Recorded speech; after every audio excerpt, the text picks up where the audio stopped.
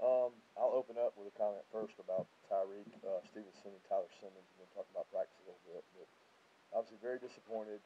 There's a standard of behavior that's expected of student athletes at the University of Georgia, and that's not indicative of the behavior we want at the University of Georgia. And I think it's very obvious that those guys made poor choices and decisions, and they will be disciplined.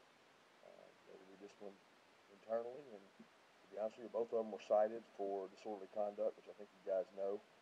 But you got to find a way to make better choices and decisions, especially as young men if they're going to represent this university. But, those things will be handled, and they'll be handled the right way. As far as practice today, I thought guys did a tremendous job practicing, really pushed hard, spirited practice. They competed really hard. We got a lot of good competitions going on out there. I thought Saturday's practice was really good too. So we've had two really good competition days, and hope we continue to stay injury free. We got some bumps and bruises. We're starting to get some guys back. David Marshall was able to do a little more today than he's been doing, coming off the wrist Franklin injury, and hope we continue to do that. And with that, I'll open it up for questions.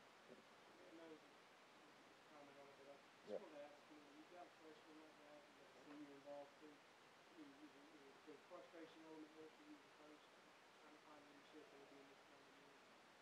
Yeah, there's always frustration when you have this. I don't think it's about a senior and freshman though. Those two guys they weren't even together. They didn't go there together. I mean, that wasn't the case. They ended up there, but that's not my concern. The concern I've got is the decisions that are made to put yourself in that situation. And look, there's kids. Our kids go downtown. We know our kids go downtown. When you go downtown, you got to behave. You got to act the right way. You got to follow and be law-abiding citizens. And that's the expectation we've got for our players. And to be honest with you, for the most part, our guys do that. But when they don't, they're going to be punished, and we're going to try to correct it, and we're going to do it through educational ways. And certainly going to do that with both Tyreek and Tyler. Yeah, he was fine. He practiced today. I'm not sure what was something to do with his ear, so I'm not sure what it was. Last thing on that is they said they were still looking into it. Nobody else involved.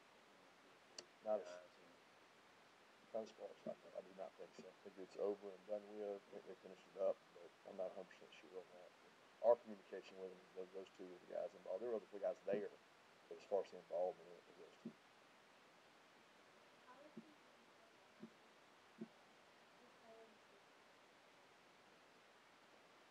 Thin. There's not a lot of guys there. You know, we moved Kobe White, who we thought was a really good outside backer, and fall camp, and he did a good job. He developed. He's gotten a little bigger. We moved him over there to give us a little more depth. He's done some really competitive things. He's fighting his tail off. There's a young man that decided to be a walk-on here, Peyton Mercer. He's done an incredible job competing over there.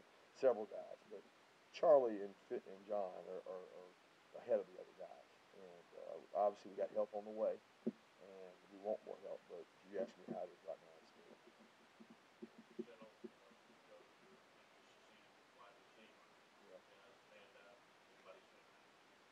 Well, ironically, Tyler Simmons is played well. He's really competitive. He's fast. He gets on top of us. He's done some good things. I think D-Rob stepped up. You know, D-Rob's got to continue to play more physical. But he's made some catches. He's made some vertical threats. JJ's playing well. Kieris is coming along, probably not as fast as I'd like. Matt has done some things, and Tommy's done some things. I think, you know, Matt's got some bumps and bruises. Tommy's dealing with some growing injury. The volume we have for the number of receivers we have has been tough, and you usually balance that with tight ends, where we don't have volume there.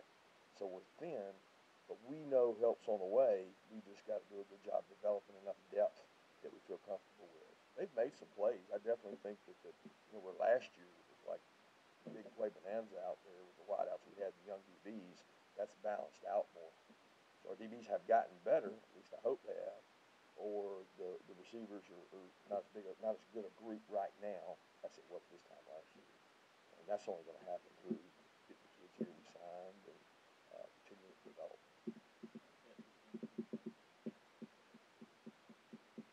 Tyson's doing a good job. He's in a really good competition. What's good about the corner position? We got some guys coming along. DJ Daniel which we knew in bowl practice that he was going to be a good player. But he was covering the likes of the ones who were at the combine, so we knew he had a pretty good player when DJ. Tyson has improved. He understands the defense better. He's bright. He's doing some good things out there. Stokes is doing some good things. And even Tyreek Stevenson is picking some things up. So we've got some good competition at that corner position. Backing up on David Marshall, and that kind of lingered last year. I remember it was a while before. I don't think he ever pronounced that he's out for the year. He ended up not playing. Is that Liz Frank, the thing you're talking about? That's different than obviously what James Cook has had. And is it something you had to figure out? You guys were having to figure out for a while. So we weren't. We got it fixed immediately. We just didn't know when he was coming back. So David was, in my mind, probably not going to be able to come back most of the year last year. So I don't really know what you're asking. His injury is not the same as James Cook, though. He didn't so much linger as he did. He was injured. He's been out for a while. We got him fixed. He's taking the screws out now. He's taking the next step to coming back now. He's got to progress back because he gets sore each time he uses it because he hasn't used it in so long. The impact on losing muscle. I don't know. I mean, that's something we did last year. He's a good player, so I'm not going to cry over that. We need him this year. I want him to stay healthy. Talk to us. Yeah. I know that some of it is scheme. When you talk about that, you talk about the players that you're getting to play with Oh, no, there's definitely some schematic stuff. I mean, we have a base defense that we feel good about. Within that, we have pressures, and we have a lot of things that we didn't use last year. For whatever reason, we may not have thought they fit the opponent. We may not have thought they fit who we had on the back end to protect it. I think we're going to be deeper and older and wiser on the back end, which allows for a little more complexity. I mean, look, last year was a tough year. I mean, nothing to do with Coach Tucker. It was tough. Now, we had some young guys in the secondary, a lot of young guys, where now I feel like we have a group back there that is emerging with some personality. Devod is growing a little confident. That bowl game worked wonders for him. He's playing good. Mark Webb, I mean, he's in a year where he understands things. I mean, J.R. Richard, there's good competition at safety with Otis. I mean, we just have more competition, so I think that allows us to create more havoc. Now, some of that is scheme, where you go meet with 5 teams that are in the top 20 and create tackles for a loss, and you say, how do you do it? Well, you start learning that, and you try to put some things in they do. We're trying to do that, but to be honest with you, you're running against a big old wall of grown men up there, and it's tough because it's a good offensive line. Kind of along the same lines, I know back in Preston excited about the combine. I saw you doing some one-on-one stuff with Jermaine today.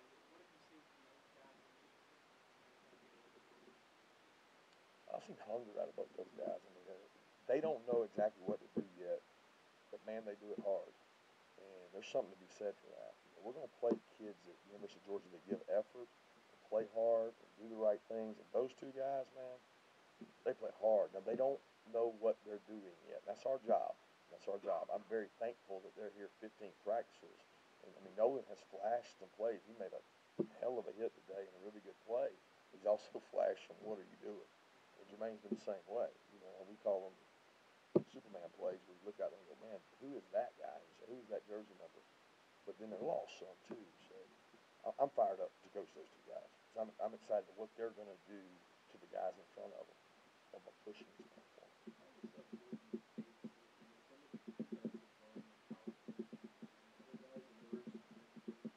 What other guys? I mean, Gaymore. I mean, we don't have. I mean, like defensive line is like super thin. And I guess I'm whining to the masses because every coach will tell you we don't have enough defensive linemen. You know, Jordan's pushing hard. Jordan works really hard. He's working to control his weight. He's not playing to the level that he was mid-season, into the season. You know, he's not there right now, but he's working hard. Jordan gives us Jordan comes in and works cardio more than anybody we got. I mean, if I ran as much as Jordan, my wife would be happy because I'd be skinny. But Jordan's got to fight that battle, and he knows it. I mean, we don't have enough depth there. I thought Devontae Wyatt is a guy that's really been competitive and done some good things. He was starting to grow up in the season. And there's something about these guys in that second spring where they start to kind of click and get it. We need some. You know, our help is on the way there. It's just not here.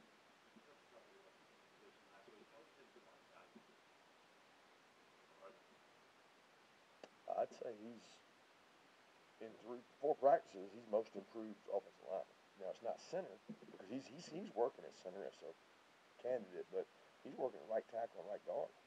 And let me tell you something. He's played quick. The biggest jump has been that guy, and you kept waiting on it because you knew that you were getting a really talented player. I didn't see the Jamaree I've seen this spring. I didn't see that any in the fall. And he's challenging some guys. He's making other guys work hard. And I didn't know if the guy could be a right tackle. Well, he's gone out right tackle, played well. He's gone out right guard, played well. He goes to center and blocks Jordan Davis, and then you start going, who is that? That's Jamaree. Well, who's that at right guard? That's Jamaree. Jamaree's done some good things, and we gave him some look today with the ones, and we'll continue to do that if he continues to play well. So the first thing guy looks like Marcus Arnett was the last time practice.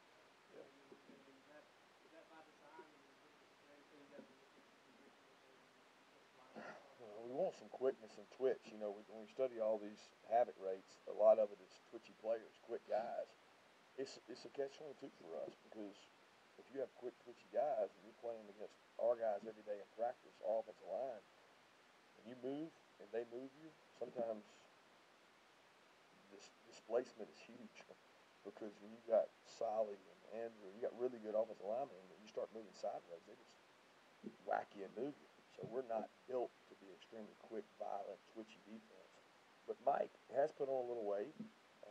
I can't tell you whether it's good or bad weight right now because he's playing good football. He's not playing great. He's playing good football. And I'm very pleased with him. Mike is a leader. Mike is a lunch pail guy. Mike has gotten better every year. He works really hard. And Jordan is pushing him.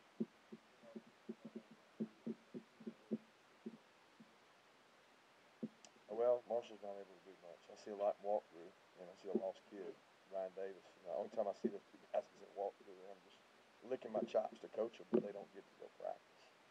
That's unfortunate. But they can't put enough pressure on themselves to learn it just in walkthrough, and you can only learn it by repping it. One guy who's done some good things in the Kobe Dean. He's very intelligent. He's very instinctive. He's going to challenge some guys. And, he's got to continue to grow and learn.